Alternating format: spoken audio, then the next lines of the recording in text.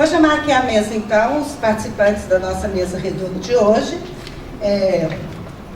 A começar pelo Padre Álvaro, que quase dispensa apresentações, mas vou falar rapidinho, que ele é bacharel em Teologia e Filosofia pela FAGE. Ele foi, durante um bom tempo, diretor da Fundação Fé e Alegria do Brasil, que nós sabemos que é um dos trabalhos mais maravilhosos que a gente tem e atuantes, né, na América Latina, no mundo, em prol das crianças, entre os anos de 2012 e 2015. E atualmente, além de diretor, né, de formação cristã do Colégio Loyola, ele exerce o cargo de superior do Núcleo Apostólico de Belo Horizonte, Santa Luzia, da província jesuíta do Brasil. Padre Álvaro. Tosse para Cristina.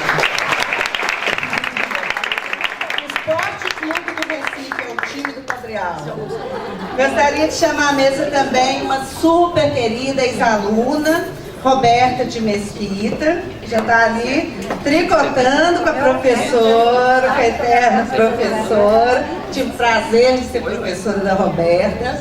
Uma pessoa super atuante na formação cristã da escola, que na época chamava pastoral, né? A gente vivia vendo a Roberta em todas. Atualmente ela é GVX, titular da Defensoria de Urgências Criminais da capital, atuante em mediação de conflitos e justiça restaurativa. A Roberta foi quem nos indicou a Mônica Bume, que se tornou uma preciosidade para a nossa comunidade educativa. Ela fez o curso com a Mônica Bume, então a gente não deve isso à Roberta. Defensora da Infância e Juventude Infracional, de 2006 a 2009, com atuação junto ao Centro Integrado de Atendimento ao Adolescente, autor de ato infracional. Coordenador do Fórum de Promoção da Paz Escolar, FORPAS, de 2007 a 2014. E a antiga aluna do Colégio Loyola. Torce para quem, Roberta? Torço para o Cruzeiro, mas atualmente eu acho que eu não estou torcendo para ninguém. Você está decepcionada. E, por fim, mas não menos importante, o antropólogo Newton Santos, mestre em Antropologia Social e doutor em Antropologia Cultural pela Universidade Federal do Rio de Janeiro, professor atualmente da Universidade Federal Fluminense. Quanta coisa para falar, Nilton? Se for aqui. Vice-coordenador do Núcleo de Estudos em Artes, Ritos e Sociabilidades Urbanas. O Nilton é pesquisador tanto na área de violência quanto na área de cultura urbana. Tá? E autor do livro Violência Letal, Renda e Desigualdade Social no Brasil, que é um livro que foi usado, inclusive, como uma referência nos relatórios da Unicef. Torce para que time, Nilton? Internacional de Porto Alegre. Porque ele é um falso carioca, tá? E foi meu colega em Sociologia nos idos tempos, lá na Universidade Federal do Paraná. Não vou contar mais nada a partir disso.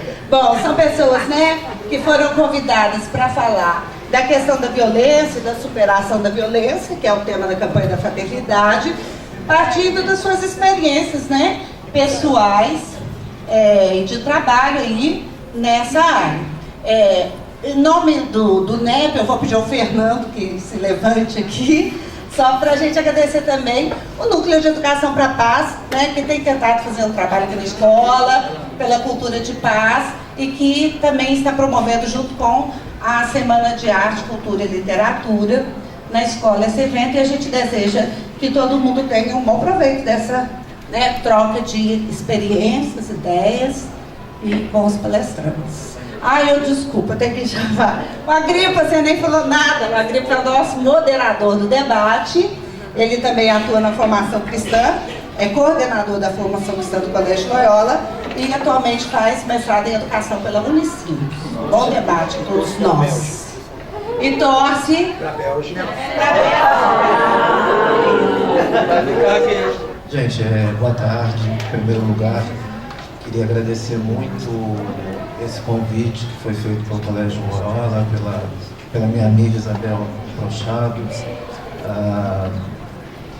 E é uma responsabilidade muito grande que eu espero estar à altura nessa tarde aqui com os colegas com os quais eu compartilho a mesa e com com a plateia. E vou confessar uma coisa, que eu estou um pouco nervoso porque muitas vezes a gente está acostumado com a plateia universitária e tal, e eu acho que a discussão com os secundaristas e tal é uma das tarefas mais importantes e talvez uma das mais difíceis, na medida em que muitas vezes o linguajar, o vocabulário que muitas vezes nós utilizamos ao longo da vida, conforme vamos amadurecendo, a gente vai perdendo algumas gírias, alguns maneirismos e ganhando outros de outras áreas, né? Então, mais uma vez, agradeço o convite e nessa mesa na qual a gente está discutindo a fraternidade e a superação da violência, acho que essa é uma das questões mais delicadas com as quais a gente tem que lidar no ambiente urbano sobremaneira, né? Tendo em vista uma inflexão considerável, pelo menos a partir dos anos 70, da população que deixa, né, o campo, né, o chamado êxodo rural que todos nós conhecemos, para habitar as áreas urbanas, a gente tem um crescimento exponencial da presença, então, de populações na malha urbana das diferentes metrópoles, né, do Brasil. E uma das marcas, eu acho que sobremaneira me chama muita atenção, é a presença de um parco, de um pequeno desenvolvimento dos aparelhos, né, dos chamados aparelhos urbanos, para as populações que vão migrando, então, para a área urbana e ocupando, sobretudo, as regiões metropolitanas das distintas cidades. Nesse sentido, né, é importante a gente dizer que boa parte das vítimas hoje da violência letal, né, nas áreas metropolitanas dos distintos estados do Brasil são os jovens, né? E, sobretudo, as políticas para a juventude, as políticas sociais, as políticas públicas, elas nos últimos anos têm diminuído sobremaneira para essa população, né?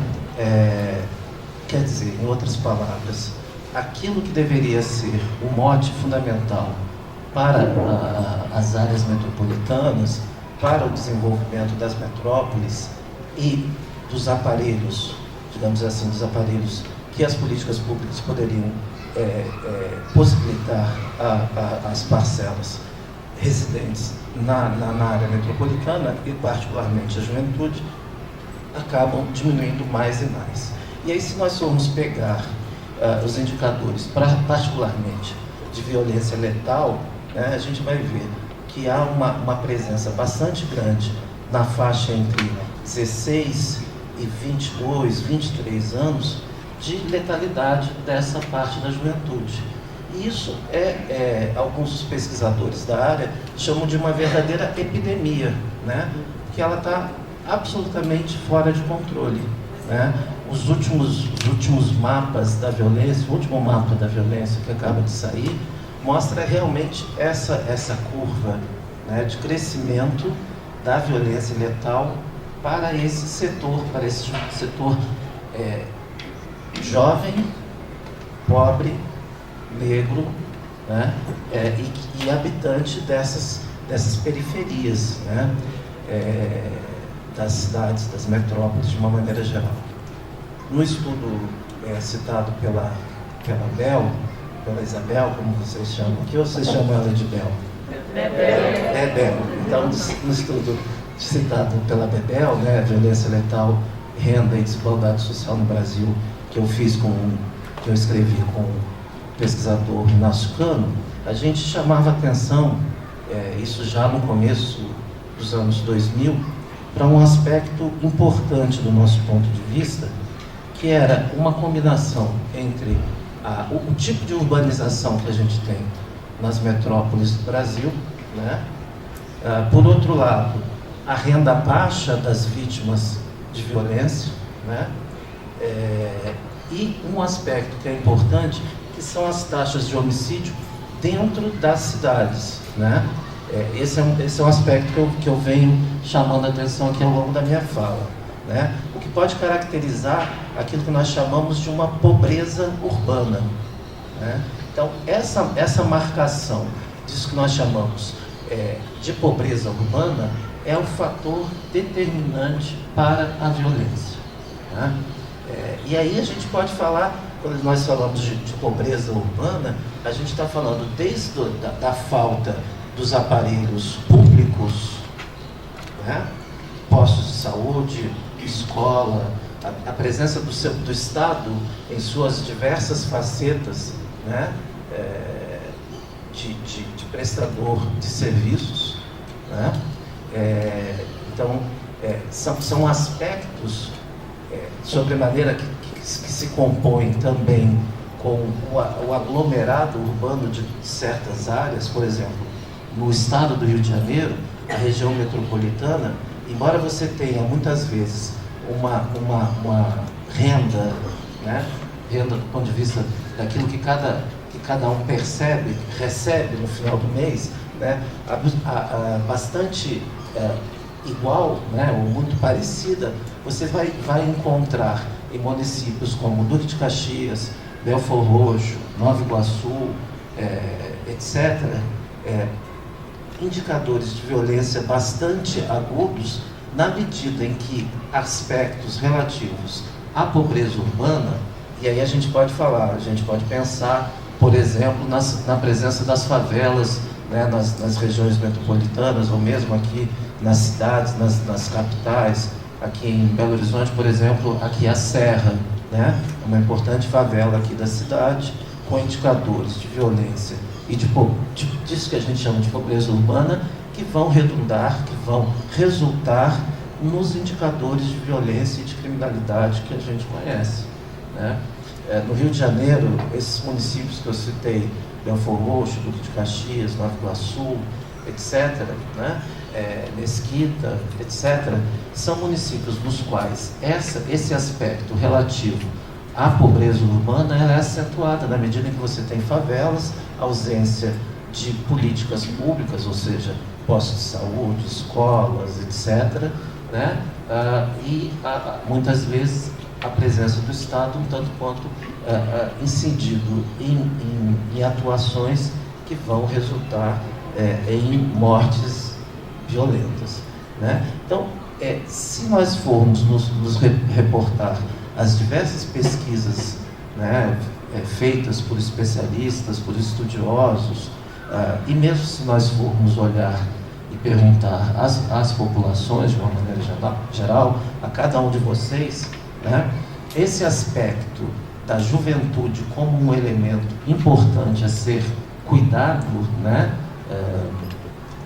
na medida em que essa faixa ela é abrangente, 15, 16, até 22, 23, 24 anos, né, ela é a mais, como é que eu posso dizer, é aquela que corre mais risco, muitas vezes, por uma combinação desses aspectos da pobreza urbana e da ação também do Estado com seus aparelhos repressivos, né? E aí pouco importa o tipo de atividade que esse jovem que na ponta acaba sendo vítima da ação do Estado faça, em verdade é que a falta de opções, muitas vezes pela ausência de políticas públicas para a juventude, vão redundar efetivamente nessas estatísticas vergonhosas que muitas vezes a gente não consegue aceitar, mas ao mesmo tempo você não tem indicações de modificações nesse tipo de atuação do Estado, né? Por um lado, isso não é um aspecto exclusivamente do Brasil, né? A gente pode ver isso também em outros países. Há, por um lado, o incremento dos aspectos repressivos do Estado e, de outro lado, a diminuição de políticas públicas, de políticas sociais, de políticas de emprego para a população jovem para o adulto jovem, né? E aí eu estou pensando particularmente no caso dos Estados Unidos. Veja, muitas vezes a gente fica dizendo, o Brasil tem um problema XYZ, mas se a gente for pegar o caso como os Estados Unidos, muitas vezes é visto como um modelo a ser seguido, aqui ou lá, este ou aquele cita, né? A gente vai ver o incremento das políticas de repressão, né? Incidindo muitas vezes na letalidade, na morte, né? Por exemplo, você vai ter o incremento do aparato de justiça criminal, você vai ter o aparato do corpo policial, o aumento do corpo policial, você vai ter, por outro lado, o incremento de prisões, né?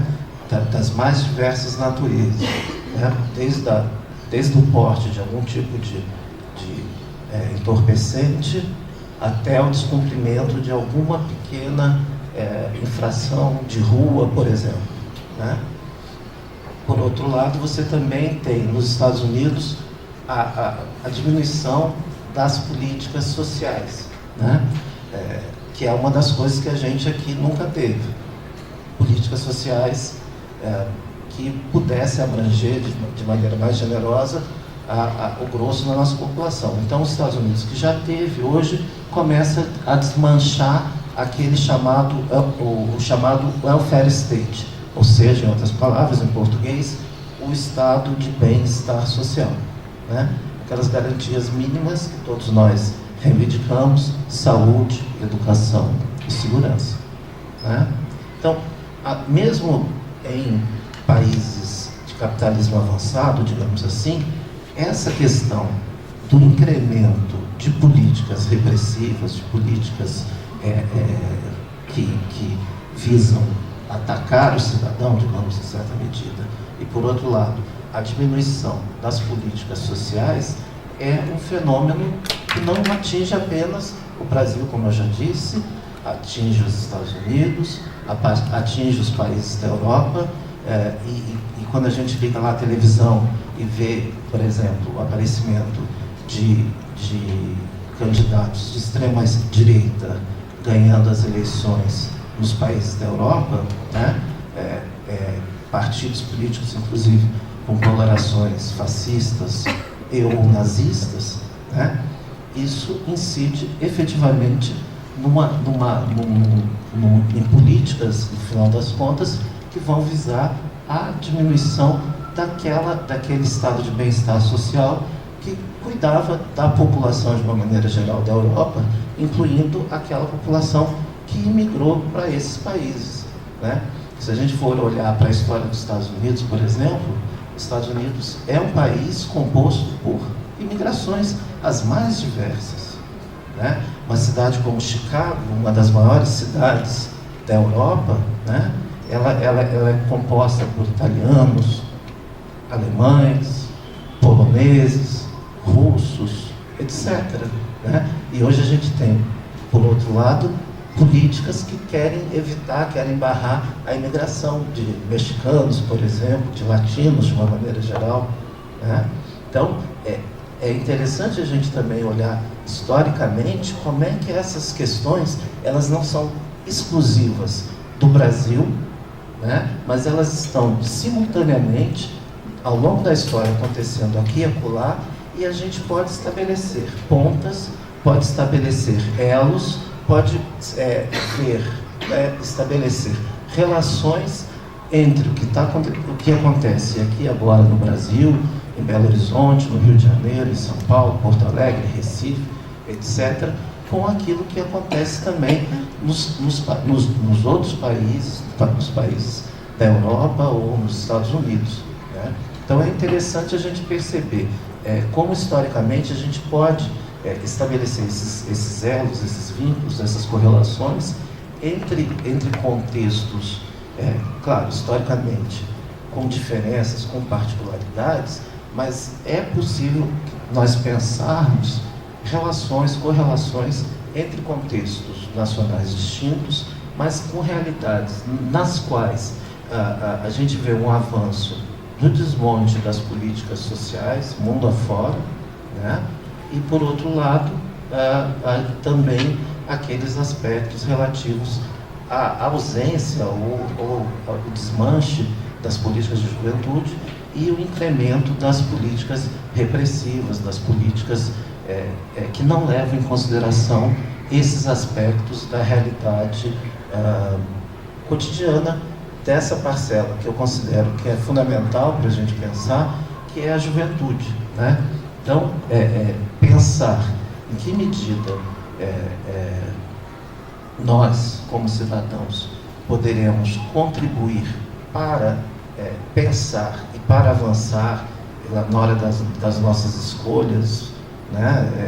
É fundamental, na hora que a gente puder contribuir aqui e acolá com uma opinião, com um voto, seja lá o que for, pensar nesses aspectos que estão interligados, né? Por um lado, um aparato repressivo que cresce, né?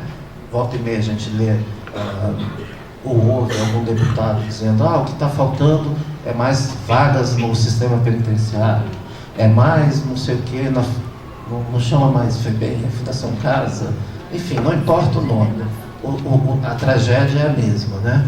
Mas ao mesmo tempo a gente não tem, ou temos poucos que pensam, por exemplo, em políticas públicas para a juventude, né? Então eu acho que esse é um aspecto fundamental. E por outro lado também enfrentar isso que Inácio Cano e eu chamamos de pobreza urbana, né? Que atinge não só a juventude, mas as populações, né, das cidades e das regiões metropolitanas brasileiras. Muito obrigado.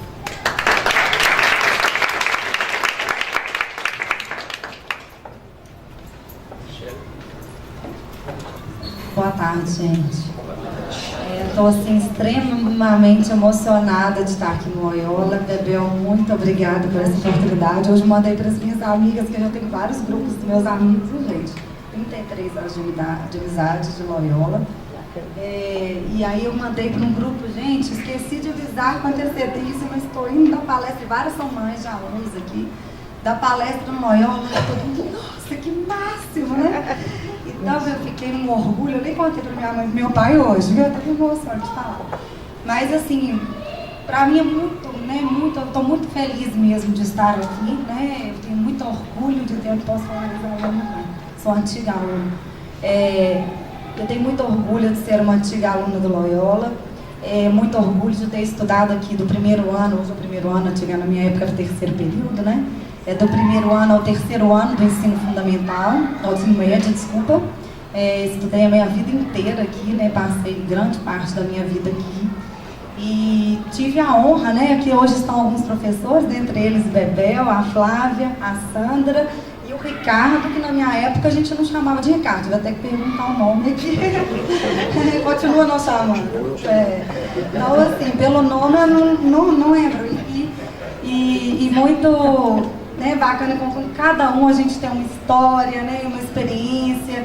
E eu realmente acho que sou, assim, hoje, acho que uma pessoa melhor, né, uma profissional que me empenho, que me dedico para fazer e trabalho muito com o que tem a finalidade da formação do Loyola. Ela me perguntou ali antes para gravar um vídeo do porquê, do que o ser antiga aluna me fez trabalhar com a promoção da paz, né, tudo, né, a formação humana, né, jesuíta, do olhar para o outro, do olhar para a diferença, do acolhimento, né, do reconhecer da formação humana, que é a grande preocupação desse colégio, que realmente eu sei, e já tive também na oportunidade, na época, com o padre Germano, quando ele estava aqui reitor, né, pela Bebel, eu tive a oportunidade de indicar a Mônica Mumi, e ele me dizia, né, que falava para os pais, o colégio, a meta não é o Enem, né, não tem que ser mesmo.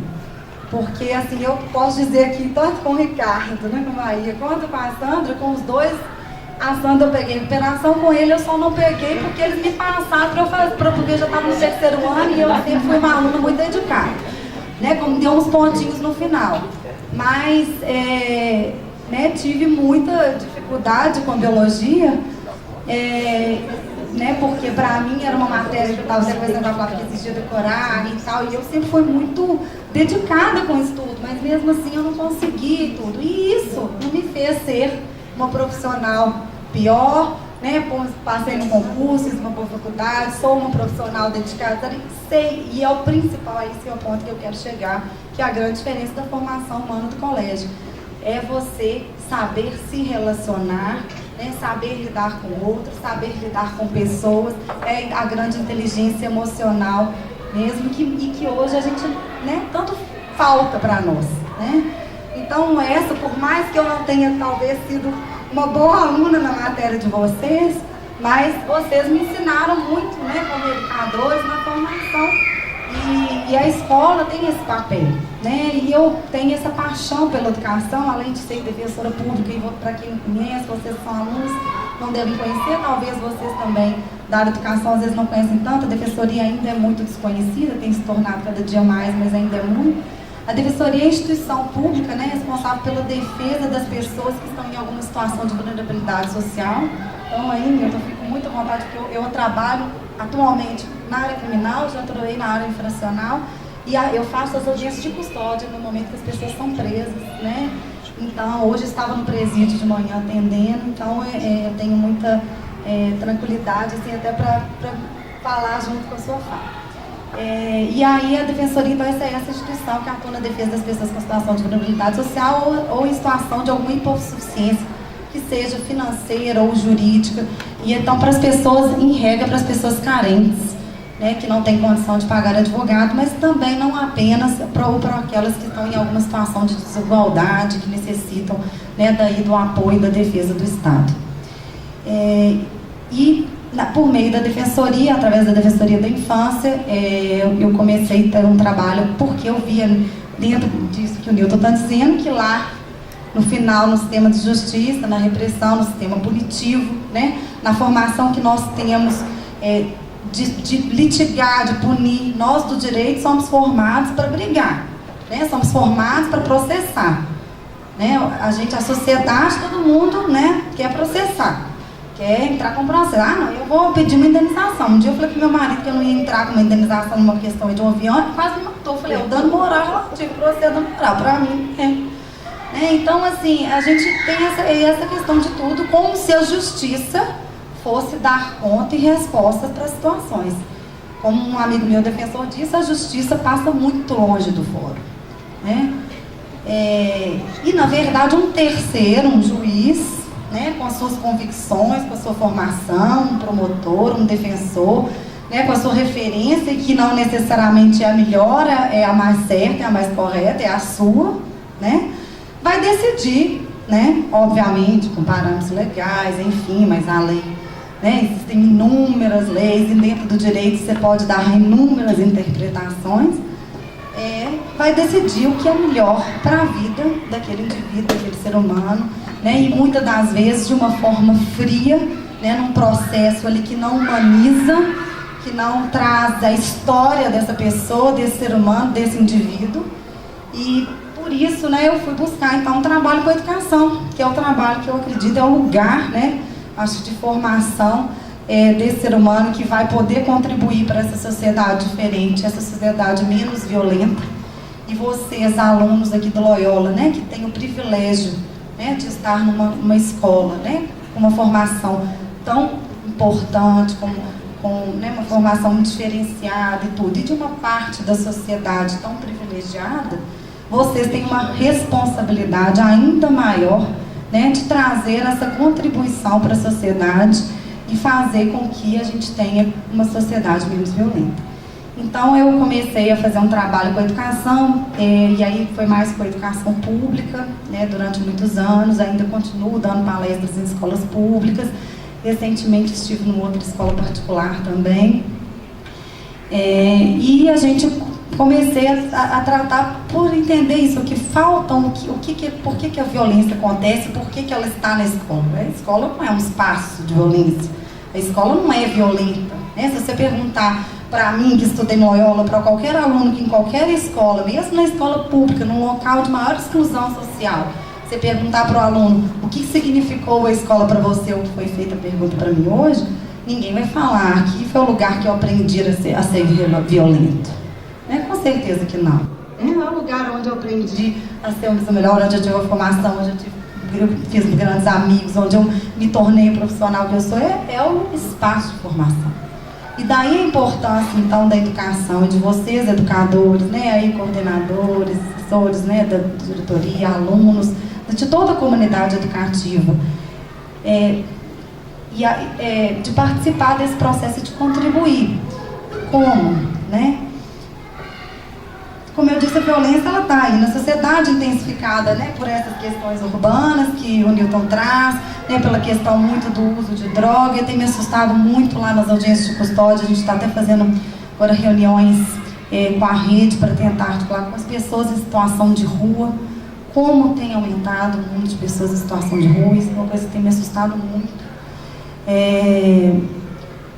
E nós, por que nós estamos tão violentos, né? E por que o conflito acontece? E aí quem já fez aqui o curso de Justiça Restaurativa aprendeu um pouco disso, né? Por que o conflito? O conflito ele é positivo, o conflito ele existe para a gente repensar, enfrentar as questões. Agora, a forma como a gente lida com o conflito é que ela pode ser positiva ou negativa, né? E se a gente agir de uma forma agressiva, né, de uma forma violenta diante do conflito, aí que está o problema. E a violência acontece quando que a violência acontece? Quando nós não conseguimos dialogar, quando nós não somos capazes de conversar, né, quando nós não somos capazes de nos colocarmos no lugar do outro, né, de entendermos que o professor que chegou lá, que também tem um dia também violento, né, no sentido não da violência obviamente física, né, lógico, mas da violência que nós todos praticamos no dia a dia, né, da violência às vezes do preconceito, da violência às vezes de falar de uma forma mais ríspida, da violência de tratar o outro como invisível, né, de uma pessoa em situação de rua, você passar do lado e falar, isso não me pertence, isso aí é lá da política lá de saúde do município, né, isso aqui é o morador de rua, isso aí deixa alguém que tem que levar, tira daqui, tá me incomodando, né, porque incomoda a gente. E a gente passa e nem se preocupa com aquilo, né, a invisibilidade, né, dessas pessoas. E a gente comete violência o tempo inteiro, né, todos os dias. Né, na hora que a gente ignora alguém, na hora que a gente não conversa, na hora que a gente rotula, na hora que a gente julga, na hora que a gente, né, não respeita o jeito de ser do outro, né, e o tempo inteiro a gente comete violência. Então, voltando, um professor, né, que chega com a sua história, com o seu dia e tudo, e que está ali cansado também, com a sua rotina, com os seus problemas pessoais, a gente, e às vezes responde de uma forma, a gente não pensa também, né, o que ele está passando. Da mesma forma, um aluno, né, esse aluno, que história de vida que é dessa pessoa? O que ela está vivendo no âmbito, né, de casa, com o pai, com os amigos? Que relação que ele não está dando conta de lidar ali no dia a dia, né, afetuosa, de amizade, não conseguindo se inserir no meio, não conseguindo fazer amizade, ou tendo dificuldade com a timidez, ou não conseguindo se relacionar com outras pessoas. De que forma que aquele aluno, e como que esse aluno tem mostrado para vocês, educadores, e quais são os sinais que eles vão nos dando, né, no dia a dia, de que alguma coisa não está bem. Né? Então, o caminho para o enfrentamento da violência, e o Loyola parabenizo, né, por vocês terem feito esse curso de justiça. Eu acho que vocês foram pioneiros, né, dentro da educação privada, né, e trazendo uma grande contribuição, e uma grande contribuição para essa formação diferente de olhar o conflito. Né? A gente tem que criar espaços de diálogo, né?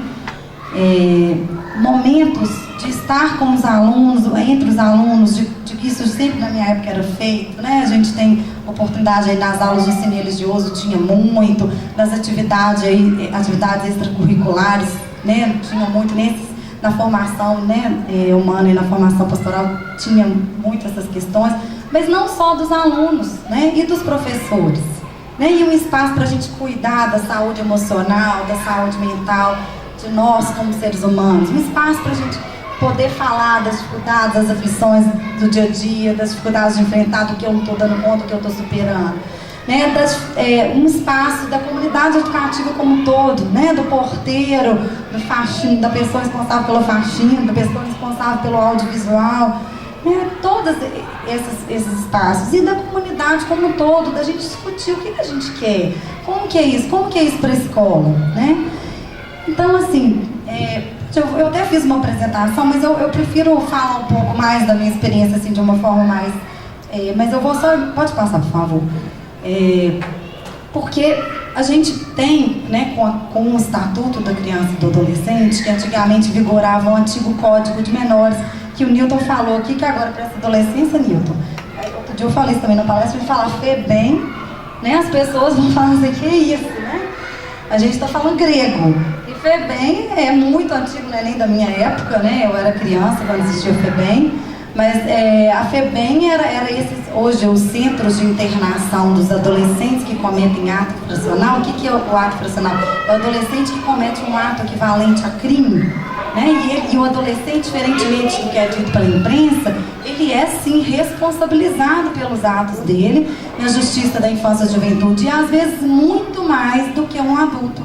Às vezes a consequência para o adolescente, ela tem uma repercussão muito maior do que para um adulto, porque o tempo de internação, que é prisão para um adolescente, você ficar internado, que ele pode ficar, e por isso a discussão toda da redução da maioridade penal, enfim, isso nós não vamos entrar aqui no tema, você ficar internado de 12 a 15 anos, ou de 14 a 17, ou de 15 a 18, é muito tempo. Né? Você perdeu a parte mais importante da sua vida, a parte melhor. Você está dentro de um centro de internação. Isso significa muito. O que é 3 anos dentro de 12 anos? É muito diferente do que 2, 3, 4 anos dentro de 40, dentro de 50, dentro de 30 anos. Isso representa muito menos, e dentro da sua maturidade, muito menos do que para um adolescente. Então, o adolescente, diferentemente do que a imprensa diz e tudo, ele é sim, há consequências sim. Né? Existe toda uma justiça da infância lá, que é o Centro de Atendimento Adolescente Autor de Ato Infracional, onde eu atuei durante 10 anos e tive a oportunidade de implementar o CIA. E lá a gente, né, depara com situações escolares, né, um tempo inteiro, e os adolescentes sendo responsabilizados. Mas antes a gente tinha o quê? A gente tinha um adolescente que era visto como objeto, né, não era tratado como um sujeito de direitos, como uma pessoa que tem responsabilidade. E esse adolescente, ele antes era colocado, a todas as diferenças eram colocadas, quem é o adolescente problema, o adolescente que cometeu ato infracional, o adolescente usuário de droga, o adolescente que está em situação de rua, ele era colocado na FEBEM, bem longe de mim, né, longe, lá, eu aqui, eles lá, né. E com o Estatuto da Criança e do Adolescente, que não é uma inovação do Brasil, né? É uma normatização que, na verdade, implementa a Convenção Internacional dos Direitos da Criança e do Adolescente, e que foi, então, em 1990, né, uma lei promulgada e sancionada, que já tem muito tempo, mas que nós todos conhecemos. E aí também o desafio, né, para os educadores também ter uma educação continuada, né, das normas do Estatuto e tudo, que nós do direito não temos. Eu não estudei uma linha do Estatuto no direito, pasme, né? E fui ser defensora da infância. Depois o outro vai ser o juiz da infância, o promotor da infância, e nunca ter estudado uma linha na faculdade. Um absurdo. E depois fui estudar para concurso. Aí você estuda lá, lê a lei, como vocês leigos leem a lei. Esse foi o estudo. E aí a gente vai diante da realidade, na marra, aprendendo, errando muito, a lidar, né, com a situação do Estatuto. Então, pode passar, por favor. E aí, então, a gente tem então esse resquício ainda do Código de Menores. A gente ainda fala menor, né? Menor.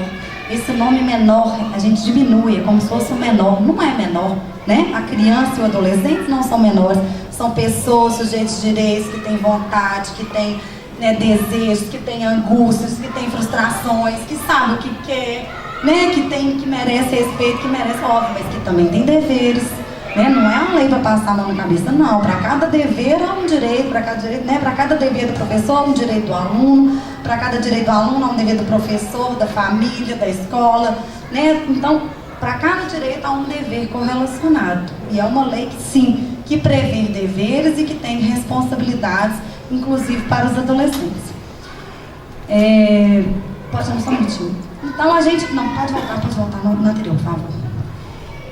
Então, com a Constituição de 88 e com o Estatuto da Criança e Adolescente, com a Constituição de 88, a gente passou a ter o acesso à educação ampla, que até então a gente não tinha, e toda pessoa que era essa, né, que era diferente, que tinha alguma diferença religiosa, de sexo, de raça, de qualquer forma, né, ela não estava, né, uma deficiência, ela não estava dentro da escola, né, essa pessoa estava fora. E as diferenças também que a gente tem hoje aí no mundo, esse mundo cosmopolita, esse mundo ligado pela internet o tempo inteiro, que eu estou hoje mais próximo da pessoa no Japão do que meu amigo de infância do Loyola, né? Que a gente tem aí contato, e esse mundo que a gente tem que lidar com isso tudo, né? E nós não fomos sendo preparados, né, para lidar com essa mudança, com essa situação. E os educadores também que estavam, né, e eu acho que hoje já tem uma capacitação maior, mas também não foram preparados para receber todas essas diferenças e para lidar com todas as diferenças. E essas diferenças, então, passaram a estar todas dentro da escola, né? E aí, por isso, a grande dificuldade, né? Porque a gente lidar com o igual da gente, né? Eu já sou meio formal para vestir e tudo, né? Na minha época, usar brinco eram meus dois amigos, vocês vão lembrar, o Severo e o Piazza, puseram brinco no sexto, sétimo ano hoje. Foi um escândalo. Meus pais, nossa, o Piazza está usando brinco, né? Hoje, né? Os que não têm brinco, acho que a gente vai achar estranho, né? Então são outras realidades, mas a gente, independentemente se a pessoa veste diferente, se a pessoa tem uma religião diferente da minha, se a pessoa tem uma raça diferente da minha, ou se a pessoa tem uma deficiência ou não, ela é um ser humano, um indivíduo que merece respeito, que tem uma história, que tem qualidades, que tem defeitos, que tem fragilidades, que tem fortalezas, né, como qualquer outro. E que nós temos que, dentro da individualidade de cada um, aprender a lidar e a respeitar, né, essa individualidade de cada um. Então esse é o grande desafio que eu acho que nós temos para a nossa vida, e eu tento fazer isso, passar isso para as minhas filhas, mas tem hora que é difícil, né, e a gente tá lá nervoso, ainda mais quando a gente está na intimidade, na família, com os pais, com os filhos, com os irmãos, é onde a gente é verdadeiramente o que a gente é, né, às vezes. Então a gente xinga, não é assim, né? Vai daquela forma, agindo com violência, e aí depois a gente não quer que o filho, né, responda da mesma altura, né? Minha mãe, eu bati de frente na adolescência com a minha mãe demais, porque minha mãe queria me colocar, e hoje eu tento, com a minha maturidade, os limites, as regras, né, impor as coisas, colocar para mim, explicar, e eu queria questionar, mas eu também não entendia. E isso é uma coisa que eu já falei com meu pai, e é uma coisa que eu acho que é muito disso, dessa educação, não educação formal, né? Educação de todos os sentidos que a gente tem, violenta, que é da gente querer impor as nossas vontades, as nossas concepções, o nosso relacionamento para o outro. É óbvio que existe sim uma autoridade, o pai e a mãe são uma autoridade, a escola é uma autoridade, a gente tem que ter respeito sim, né? Mas a gente também tem que, e aí é importante a gente dizer do nosso sentimento, né, do porquê, assim, quando o pai dizer um não, por que eu não gostei diante disso? E esses espaços de diálogo, tanto na escola, também acontecerem na família, né? Hoje as famílias, e já na minha época já se começava, a gente era uma televisão em cada quarto, né? Na minha casa até minha mãe não deixava muito isso, sempre fez questão da gente sentar na mesa, da gente conversar, isso não existe mais, né? Hoje, na verdade, é cada um, todo mundo, ou se está na mesa, é cada um no seu celular, e se bobear, todo mundo conversando pelo celular, né? O pai lá, a mãe, os irmãos conversando, e aí, tá tudo bem aí? Né? E a gente conversando. Então, hoje, esse mecanismo, WhatsApp, Facebook, Instagram, ele nos propicia estar mais próximo de pessoas que a gente não estaria. Hoje eu tenho contato com inúmeras pessoas que talvez não teria. Mas eu tenho a tristeza, e isso é uma coisa que eu para esse ano eu quero muito praticar, às vezes perder os encontros, né? O olho no olho, né? O sentimento. E às vezes a gente não tem tempo, né, de estar com as pessoas que a gente gosta, de fazer uma coisa que a gente gosta, de estar com os amigos, né? E de conversar, de falar de sentimento. E aí a gente não trabalha os sentimentos, não fala dos sentimentos, não verbaliza. E aí quando a gente tem os nãos e as frustrações diante da vida, né, que hoje é o grande desafio da juventude aprender a lidar com as frustrações, a gente sofre porque a gente não é acostumado, né, a enfrentar esse problema. E na hora que estiver lá no meio profissional, né, a gente vai ter que enfrentar, né, lá o seu chefe, o coordenador falando, não, isso, né, não tá bom, o seu colega, né, na vida lá profissional, às vezes a gente nas disputas que são da vida naturais, né, da gente querer ser reconhecido, da gente querer sobressair, da gente vai, e às vezes a gente vai, às vezes até sem perceber, mas violentando o outro o tempo inteiro, né? Então esse é o grande desafio para nós. Pode passar, por favor. Então a gente tem a diferença aí do ato infracional para o ato indisciplinar, né? Que há uma confusão muito grande e as escolas acho que trabalham muito pouco essa questão do ato disciplinar, porque na minha opinião a gente tem que discutir profundamente com a comunidade educativa e com o envolvimento dos alunos, dos pais e de todos os funcionários, o que é esse regimento, o que é essa proposta pedagógica, o que é essa regra da escola, o que eu não posso violar na escola, qual é a consequência disso. Se nós discutirmos e participarmos e nos empoderarmos, né, desse regramento, com certeza a gente vai ter um cumprimento maior dessa regra do que apenas a gente mandar lá na agenda, que eu sei que na escola da minha filha assim, regimento escolar vai na agenda, que no início do ano, não sei aqui como que que a gente recebe como pai, vocês às vezes recebem como aluno, nem sabem que existe, né? Não tá, às vezes, né? A gente tem que até melhorar o mecanismo, às vezes tem que ser pelo WhatsApp, de uma forma interativa, né? E aí os alunos de hoje aí são ótimos para pensar esses mecanismos, da gente discutir e começar lá na educação infantil. Porque eu lembro quando eu era aluna aqui no primeiro ano, eu acho que era com a Luzia, que era minha professora, tinha questão, a gente tinha uma correntinha para ir no banheiro, assim, um colarzinho. Então quem queria ir no banheiro pegava o colarzinho no banheiro. Enquanto o outro não voltasse, pusesse colarzinho, a gente não podia ir no banheiro. É óbvio, se você tivesse apertado, você falava, mas a gente respeitava, porque se todo mundo resolvesse no banheiro junto, levantasse a sala inteira, não podia, ia fazer uma confusão na aula, não ia? Então, tinha uma regra, e nós fomos habituados com essa regra, e ninguém achava estranho, todo mundo fazia, ótimo, e cumpria, do mesmo jeito que pra gente não é estranho respeitar o sinal vermelho, não é estranho respeitar o sinal de pare. Por quê? Porque é um regramento que a gente já se habituou e tivemos um aprendizado lá atrás. Então, por isso, o regimento interno tem que ser discutido de forma ampla com a comunidade escolar e com a participação, e que as consequências sejam também construídas. E essas consequências não podem ser punitivas, né? Elas têm que ser... Se há o ato infracional, que é a consequência mais grave, que é o equivalente a crime para o adolescente, a consequência é uma medida socioeducativa, enquanto muito mais uma consequência diante da prática de um ato indisciplinar. Então, todo ato indisciplinar, todo ato infracional é um ato indisciplinar, mas nem todo ato indisciplinar é ato infracional.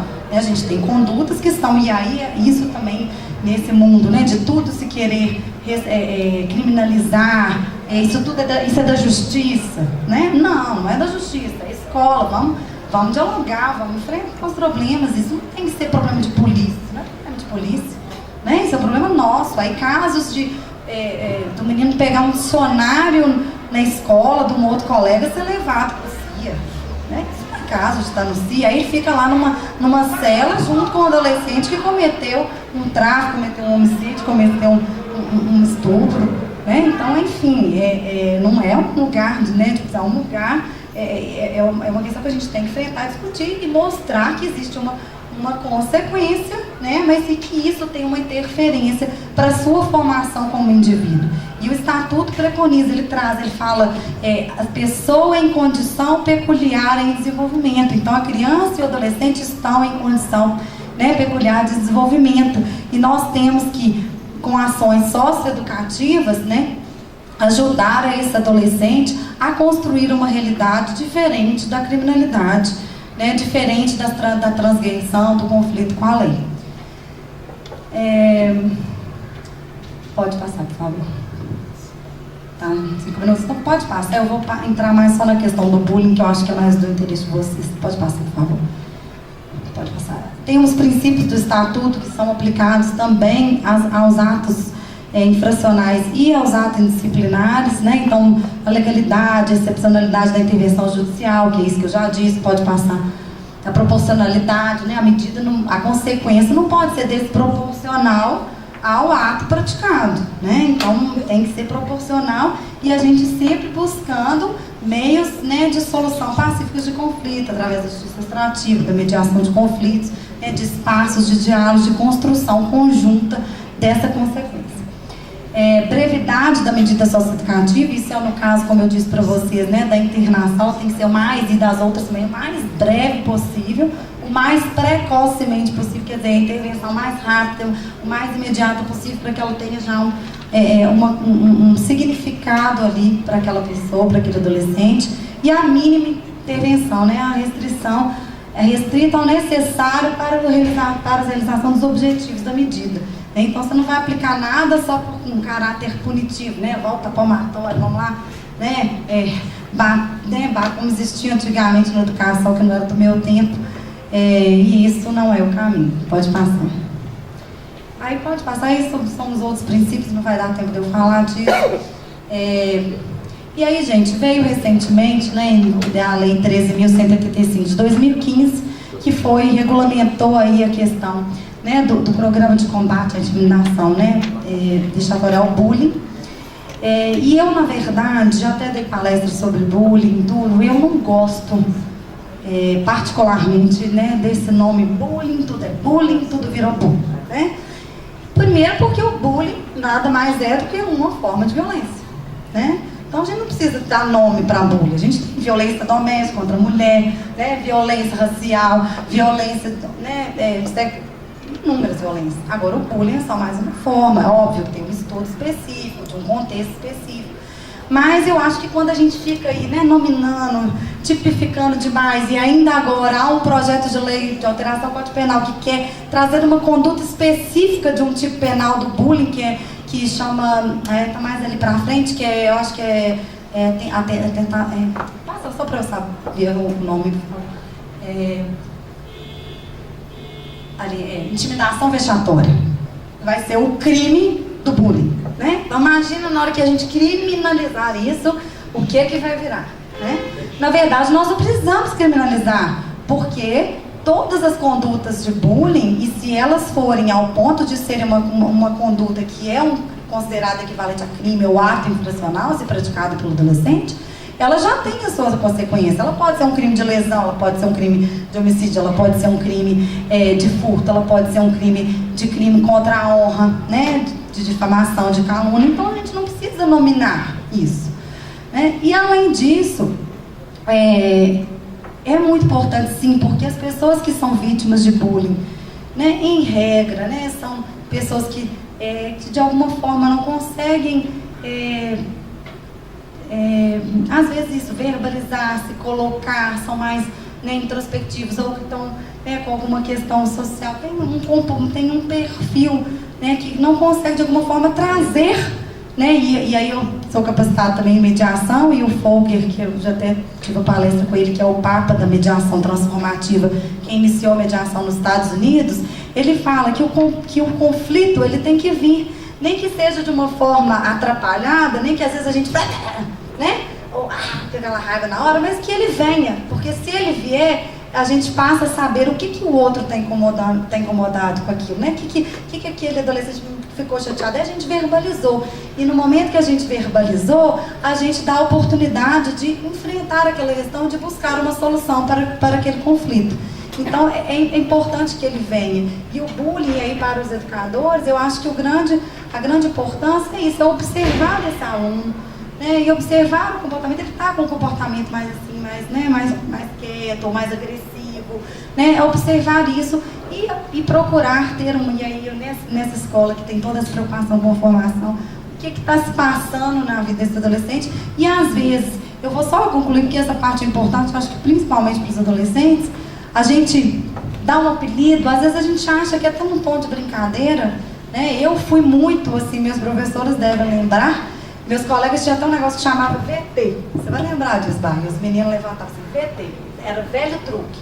Quando eles levantavam o VT, tinha alguém que era o alvo. E sempre era eu. Então, sempre era eu.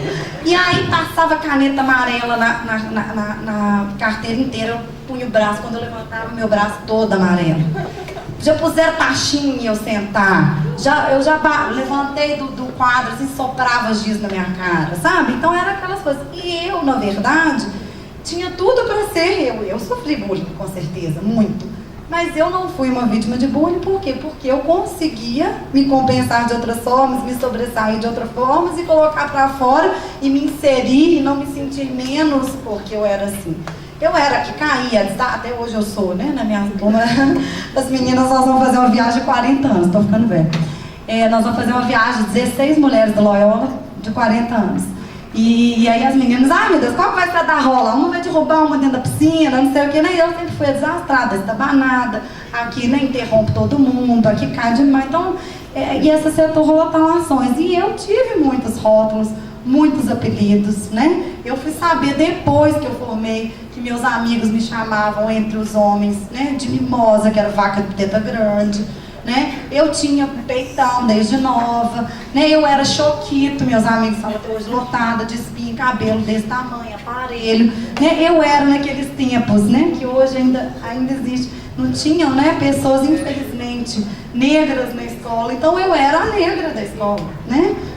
Eu nessa cor que sou mais moreninha mesmo, tenho um pé na África, mas eu era a negra, então eu era a nega fulô, a neguinha, até hoje meu apelido é negona e crioula, né? Meus amigos me chamam.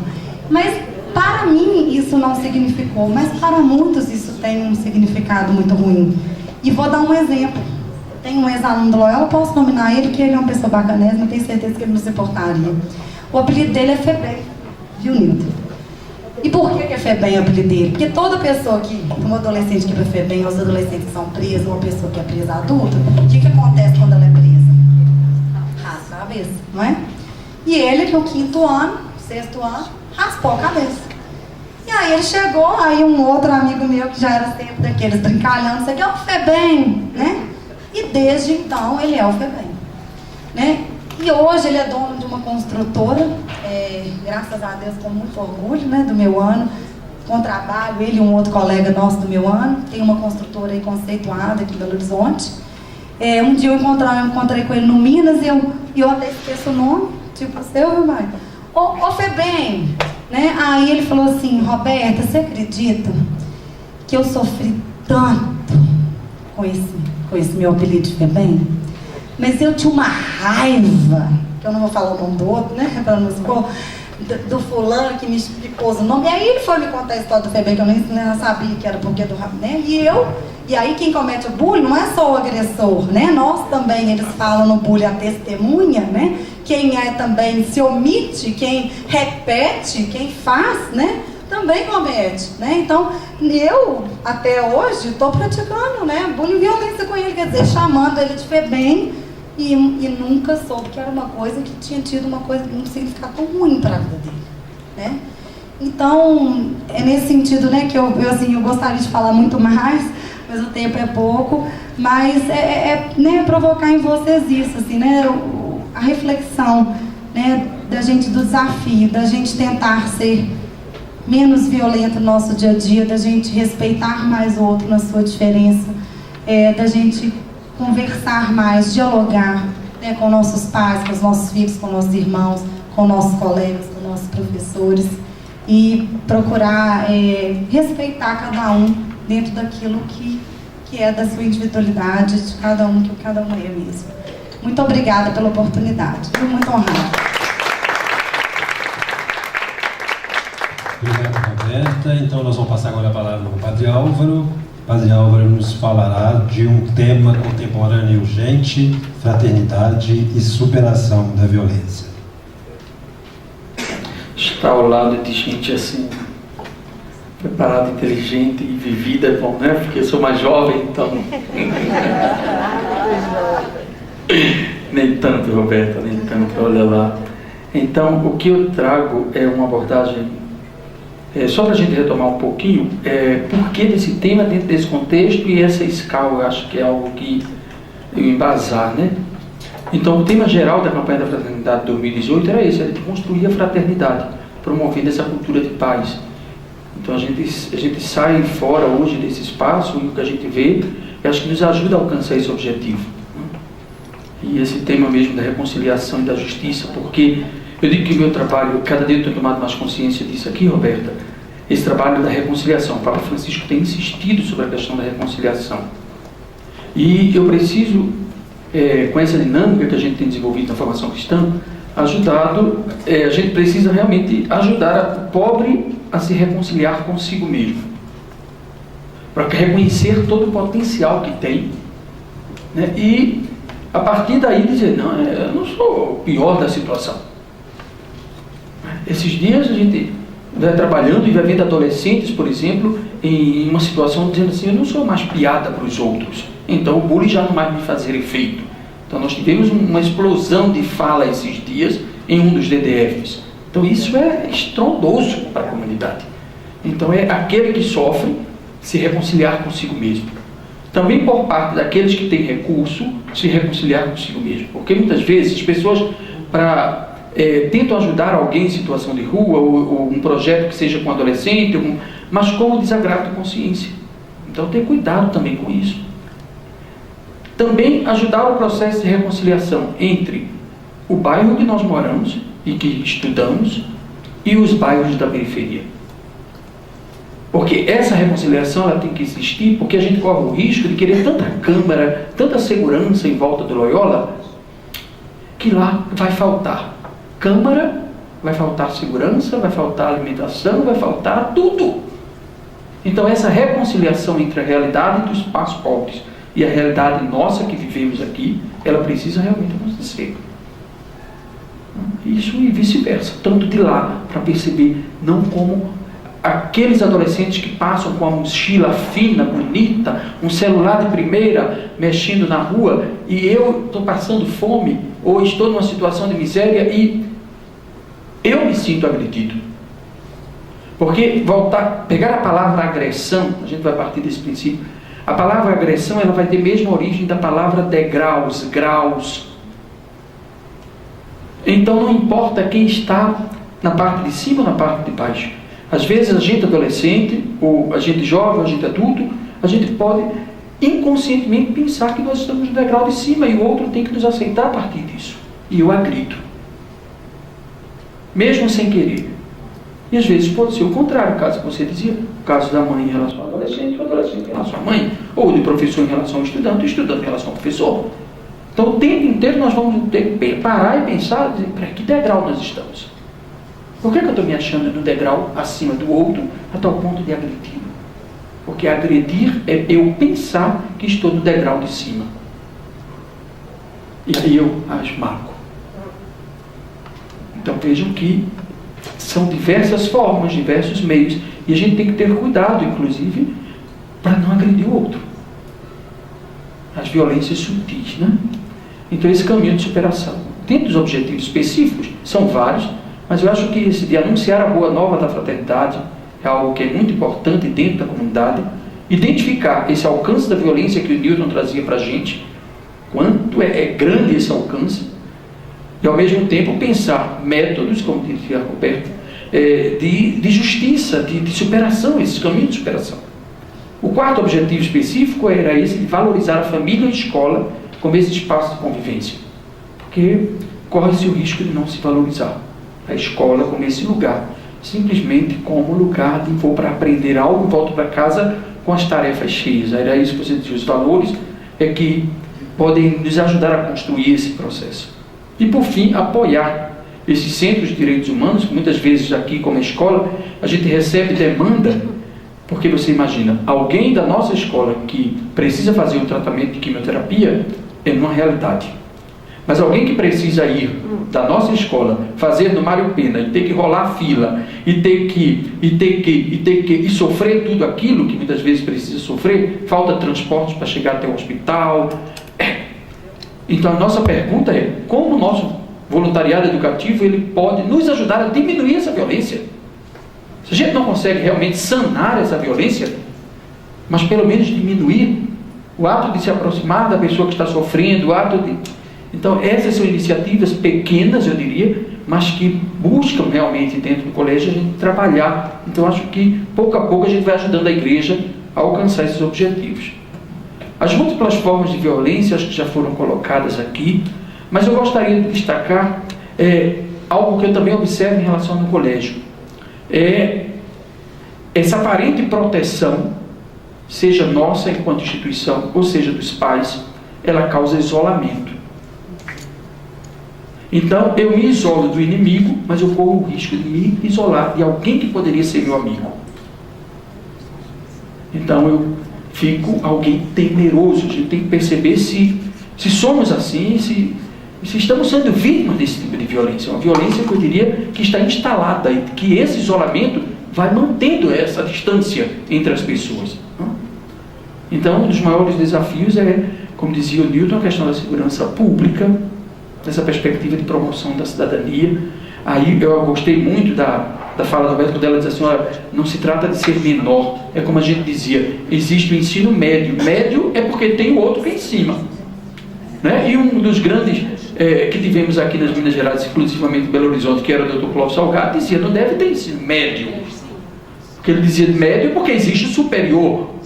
Então, se eu uso essa nomenclatura, eu corro o risco de acabar com o outro. Então, é sério, assim, essa é a discussão do Clóvis Salgado, que a gente não vai tratá-la aqui. Mas eu digo também essa questão do menor e do maior. Né? Que direito que está garantido. Então, aumentar essa solidariedade. Convivência pacífica de sociabilidade violenta que parece disputar o mesmo espaço. Você tem um Loyola que busca a convivência pacífica e a gente tem uma violência que está aí instalada. E nos choca. Nos choca quando a gente percebe que famílias, crianças, adolescentes, pessoas, colaboradores, amigos nossos, parentes, gente que está sofrendo violência. Agora, uma coisa que eu gostaria de colocar é essa questão da violência institucional ou estrutural. Essa é má. Essa é dura. Porque vai produzindo sempre e reproduzindo desigualdades. Então, pensar a questão da violência institucional é pensar, por exemplo, quando nós fazemos uma partilha. Se eu chegar numa sala dessa dos pequenos, dos médios, e dizer, olha, amanhã nós vamos ter uma roda de conversa e cada um traz um pouco de lanche para a gente partilhar. Nós cometemos violência institucional. Porque a quantidade de lanche que a gente traz para partilhar é muito maior do que a quantidade que a gente precisa. Parece generosidade. Parece coração bom. Mas não é. É que a gente não consegue, como tem lá o trabalho bonito lá no Passo das Artes, a gente não consegue tirar o véu para ver a violência que está acontecendo ali. Não consegue.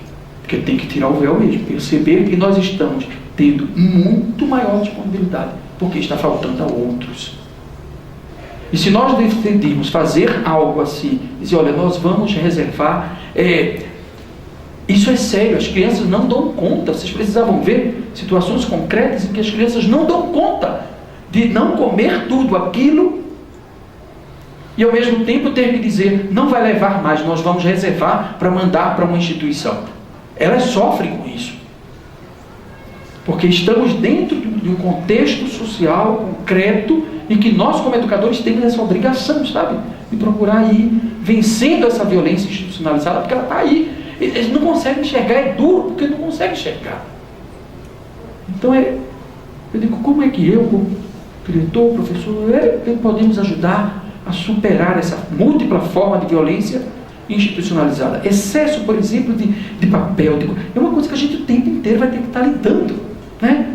Excesso, porque está faltando em muitos lugares. Exatamente. Padre, mas a gente vai fazer como?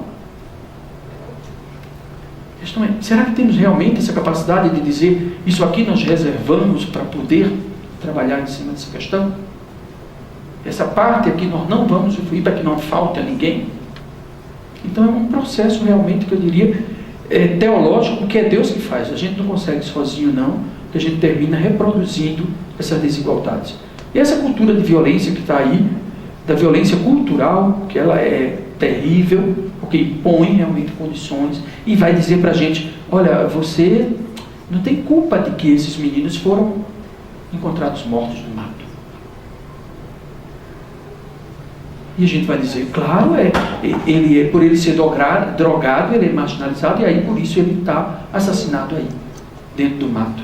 Do mesmo jeito que teria deste outro lado aqui meninas, que eu preferi lá no slide do meninas com roupas curtíssimas, em situação de exposição, e que muitos culturalmente sofreram esse tipo de abuso por causa do tipo de roupa que estão usando. Então, culturalmente, nós escutamos muito, é isso que você dizia, né?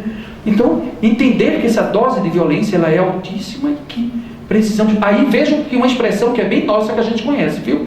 O documento da CNBB vai dizer, entende-se que uma certa dose de violência seria, inclusive, benéfica para manter as pessoas do bem. Vocês conhecem essa expressão?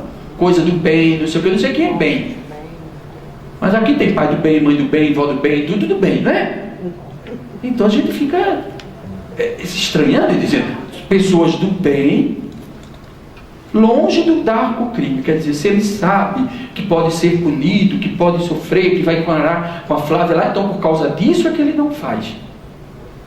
Enquanto que as pessoas que fizeram, elas merecem realmente o castigo, esses meninos merecem estar onde estão, e porque eles não fizeram o que era certo.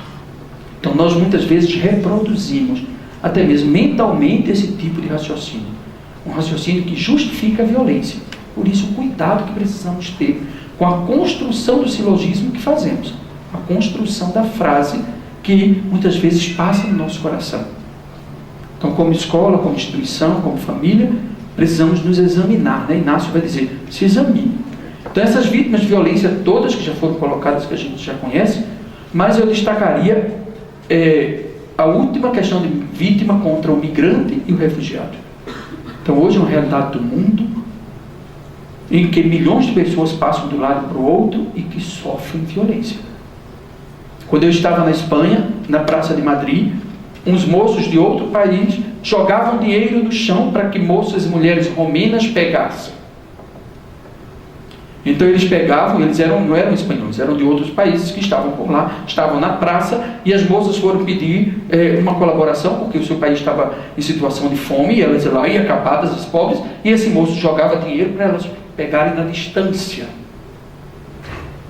E a imprensa espanhola pegou, mas botou para quebrar, e o país deles realmente pediu desculpa, mas é violência contra a pessoa humana, contra o migrante, contra...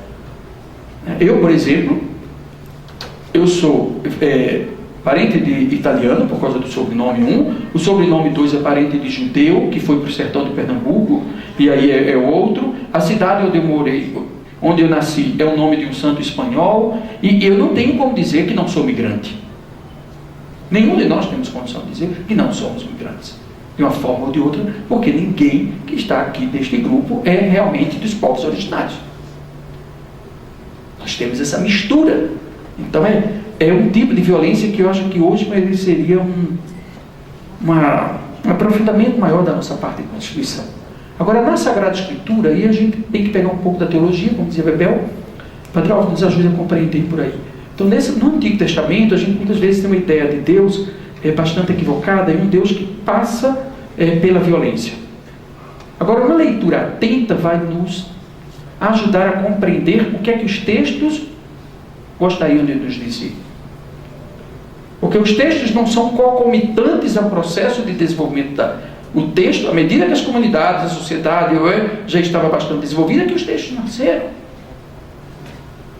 Então não se tratou de juntou terrinha, soprou, agora escreve aí, juntou terrinha, soltou e agora criamos o homem. Isso aí a gente sabe que não é assim. Então dê esse cuidado. Então, no Antigo Testamento, essa comunhão ela é rompida pelo pecado. A violência não se justifica como desejo de ou um mandamento divino. Então Deus queria que matasse?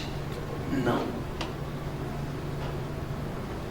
Então, muitas vezes a gente pode correr o risco de pensar de que ali era como querer de Deus aquele tipo de situação que o autor coloca algo que vai nos dizer algo mais além, e não como a frase construída no início do texto. A presença da violência na história da humanidade é um sinal dessa ausência de amor e de fraternidade. Então, no momento em que se decide, a questão, essa relação mesmo. Então, é um Deus que passeia no jardim todas as tardes, quer dizer, um Deus que faz companhia. No momento em que eu não quero mais essa companhia, no momento em que eu quero ficar no lugar desse outro, então, aí nasce, aí é onde a coisa realmente começa a rasgar a relação. Então, porque eu quero dominar o outro. Então, a violência que a gente vai encontrar na Sagrada Escritura, um dos primeiros relatos de violência, é um fratricídio. É um fratricídio, um irmão que mata o outro, né? De Caim e Abel. É uma experiência dura, mas a nossa questão é porque gera no coração de um sentimento que eu diria que aparentemente ele é bobo, que é inveja, mas que ele gera, e depois ele vai se desencadeando numa relação mais tão profunda, que no final, acho que aquela mão que está ali atrás da Rita, manchada de sangue, que dispara de violência naquele banner, foi isso que estava na mão de Caim, né? Quando Deus pergunta para mim, para Mariana, para o Tiago, para a Bia, para o Nilton, onde está o teu irmão? Essa é a grande questão. Onde está o teu irmão? Eu disse, não, eu acho que ele foi morto pelos animais. A gente disse isso para o nosso pai, mas onde está o teu irmão? Então o fratricídio vai ser esse momento de ruptura em que um irmão mata o outro porque não deu conta da liberdade de Deus. Então muitas vezes a gente sente realmente dificuldade porque o Tiago sabe jogar muito bem futebol, que não é o caso, mas vamos supor que, né? Sabe jogar muito bem futebol e eu não dou conta. Eu fico, por que ele sabe e eu não sei? E isso se eu não estiver realmente considerando de que eu tenho outros dons que outra pessoa não tem, eu tenho dons parecidos e que temos capacidades, que temos habilidades, a gente consegue fazer um mundo diferente. Então eu não preciso ter os mesmos seus, porque se tivéssemos, seríamos realmente cópias uns dos outros. A questão da liberdade é algo que vai estar em jogo nisso aí. Então ter essa liberdade, né? No Antigo Testamento a gente vai ter uma coisa que o mal vai se espalhando, como essa onda. Esses dias eu conversava com alguém e a pessoa me contava sobre como o mal foi se espalhando dentro da sua família. Começou com um pequeno ato de violência de uma criança com outra. E esse mal já dura mais de 50 anos. Porque as pessoas não conseguiram se reconciliar. Uma criança com outra, depois envolve um pai com outro, depois vai, é como se a coisa vai. Então, se a gente não tem essa capacidade realmente, que você dizia, de se reconfigurar, de se reconciliar, isso vai atrapalhar muito a vida da gente. Atrapalha a vida profissional, atrapalha a vida relacional, a vida familiar, atrapalha e não vai ter jeito. Uma menina, esses dias, a minha irmã tem os dentes acavalados. Um exemplo também concreto. Imagina, uma menina, adolescente com os dentes acavalados. Aí estava. Lá em Pernambuco nós chamamos de dentes tramelados. Os dois caninos são bem para fora, assim. Minha irmã adorava. Ela disse que todo mundo mexia com ela, aquela coisa toda. Esses dias, um desses dentes ela teve que refazer, quebrou. Ela disse para o dentista, eu quero igual, eu tenho aqui o molde, olha. Não faça de outro jeito, eu quero ter esse dentinho acavalado assim. E o dentista disse que ria, disse, meu Deus, eu estudei tanto tempo para poder colocar outro dente do mesmo jeito na testa. Igual. Aí ela encontra uma amiga no supermercado e diz, Natércia, você com aqueles dentes acavalados assim, desse jeito, você superou? Ela disse, eu nunca tive nem perto da quanto mais superação. A menina disse, porque o meu era parecido com o seu, e eles começaram a mexer comigo também. Eu obriguei minha mãe a me levar ao dentista e a ele tirar todos os meus dentes. Minha irmã chegou em casa assim, encontrei uma moça no supermercado que disse que estudou comigo, eu não me lembrava nunca daquela moça. E aí? Ela disse que tirou todos os dentes. Hoje teve que fazer implantes, cuidar de outra forma, porque não deu conta dos dentes que tinha. Então, assim, é algo que precisa realmente cuidar, porque o mal se espalha. É algo que vai como uma tinta no papel e que vai espalhando. Então, essa maldade. E o dilúvio, se a gente lembra da situação do dilúvio, o dilúvio nada mais foi do que isso. Começa esse mal que se espalhou e da parte de Deus uma tentativa de recriação da humanidade. Uma tentativa de recriação. Então esse mergulho que se deu na água é uma tentativa de recriação e não de um Deus violento e punitivo. Essa é a grande questão. Se eu leio o texto, eu posso correr o risco de achar que Deus puniu. Porque isso estará fazendo alusão ou uma relação direta com o que vai acontecer depois, que é o nosso batismo. Então o dilúvio tem a ver com o nosso batismo. Da arca saíram 8 pessoas, Noé e os 4 filhos casados. 8 significa o dia da ressurreição. No primeiro dia da semana, as mulheres foram ao templo, é o dia novo. É o dia em que a violência foi superada. Então, o 8. No Novo Testamento, essa violência que brota realmente do coração do homem, às vezes a gente escuta muito a expressão shalom, que é sinônimo de paz. Temos que ter cuidado com isso, porque shalom significa completude interior, e não só paz, como se fora uma ataraxia ou um sentimento de tranquilidade. Então, quando nós dizemos que a espiritualidade ignaciana nos ajuda a purificar os afetos e superar os afetos que são desordenados, é para nos ajudar realmente num processo, que eu diria, de reta intenção. Porque se eu não tenho reta intenção, eu corro o risco de ser violento com o outro.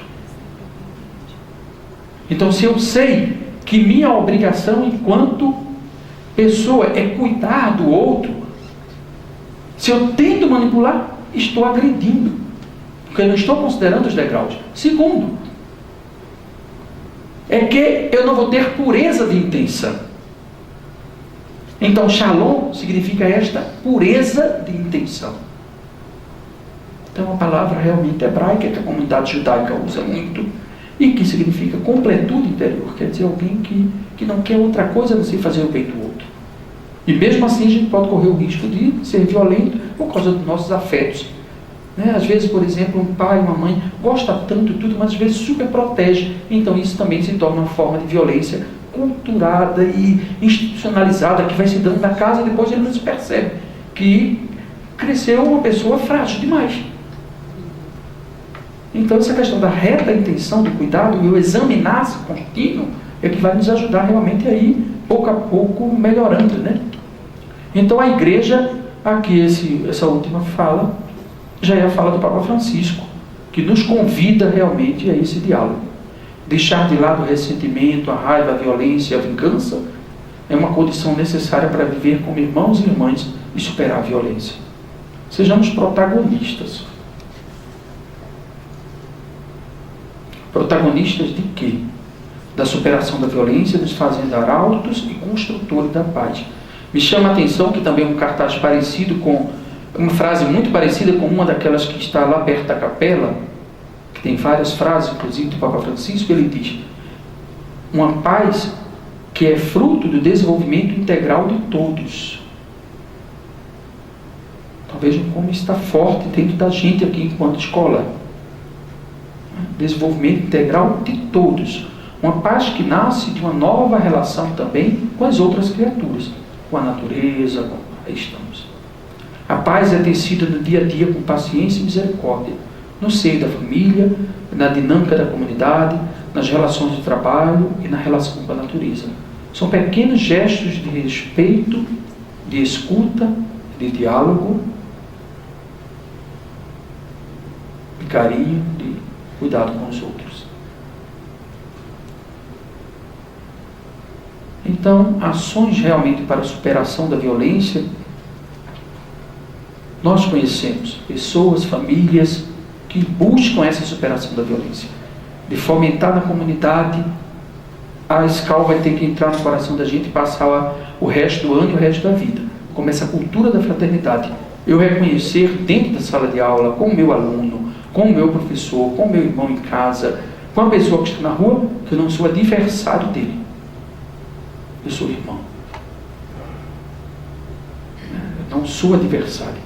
Então é horrível quando um adulto percebe o jovem, o adolescente como um adversário. Perceber, por exemplo, nas faixas que a gente trabalha aqui na escola, que vai até os 16, 17 anos, principalmente meninos que percebem o outro enquanto adversário. A gente vê gestos assim, o cara que deu um pisão no pé do Neymar, no último jogo, a gente viu claramente, né? Claramente, beleza? Claramente, né? Caramba, eu fiquei assim atônito, eu digo, não dá, o cara que tem tanto preparação, pisou no pé do outro, porque vê o outro como inimigo, não vê como... Né? Então é algo que é duro, você tem também dos nossos também, a gente também não é bobo, não, viu? Também temos esses atos, né? Mas não sei. Eu me preocupo, por exemplo, com certos esportes e meios que a cultura coloca, como o UFC, o FD, o FJ. Gente, como alguém consegue gastar energia elétrica assistindo aquilo? Como alguém consegue apostar dinheiro? É puríssima violência. Porque o gato, o cachorro, quando briga um com o outro, ele não diz eu vou lhe agredir, porque ele não sabe que é degrau. Ele não tem capacidade de raciocínio para perceber se está embaixo ou está em cima. Ele simplesmente age pelo instinto. Mas pessoa humana, homens, mulheres se degladiando assim, caramba, é algo doido. E uma cultura que institucionalizou a situação. Quando nós tínhamos uma época em que briga de galo era proibido, se tornou proibido, no mesmo país que briga de galo é proibido, briga de humanos é permitido. Vivemos nesta cultura, nesse caldo, que também é perfeito. Então essa conquista de experiências realmente na comunidade eclesial que supera essa violência. Aí temos os exemplos que a gente já conhece aqui da escola.